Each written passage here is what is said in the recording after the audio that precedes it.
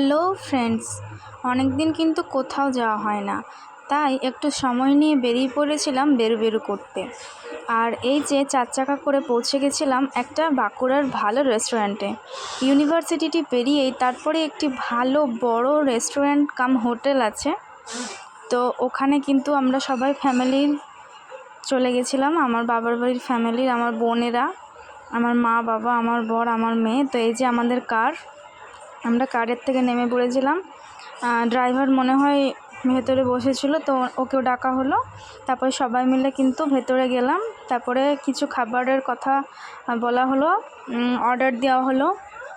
তারপরে কিছুক্ষণ পরে আমরা একটু ঘোরাঘুরি করে খেতে বসে পড়েছিলাম। এই যে আমার বুনু, ছোটো বুনু, ওরা বলছে আমাকে ভিডিওতে নিবি না। তো যাই হোক, তারপরে দেখতে দেখতে আমাদের খাবার চলে এলো।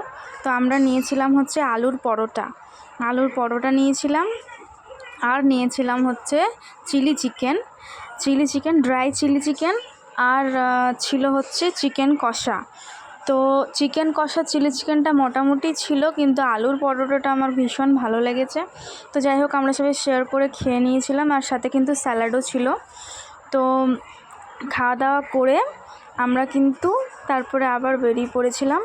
তো সবাই মিলে অনেক দিন পর এরকমভাবে আসা হলো, খাওয়া দাওয়া হলো। তো খাবারের বিল খুব একটা বেশি হয়নি, ঠিকঠাকই ছিল। তো চিলি চিকেনটাও মোটামুটি ছিল, খারাপ ছিল না। আর চিকেন কষার গ্রেভিটা আমার ভালোই লেগেছিলো। তো এই যে আমি একটু ভিডিও ক্লিপ নিয়ে নিয়েছিলাম। তারপরে এই বেসিনে হাতটা ধুয়ে তারপরে গাড়িতে উঠে পড়েছিলাম। তো তোমাদের এই ছোট্ট মিনি ভ্লগটি কেমন লাগলো প্লিজ কমেন্টের মধ্যে জানিও। আর যারা আমার পরিবারে নতুন এসছো, যারা সাবস্ক্রাইব করোনি আমার চ্যানেলটি, প্লিজ সাবস্ক্রাইব করে দিয়ে পাশে থেকো।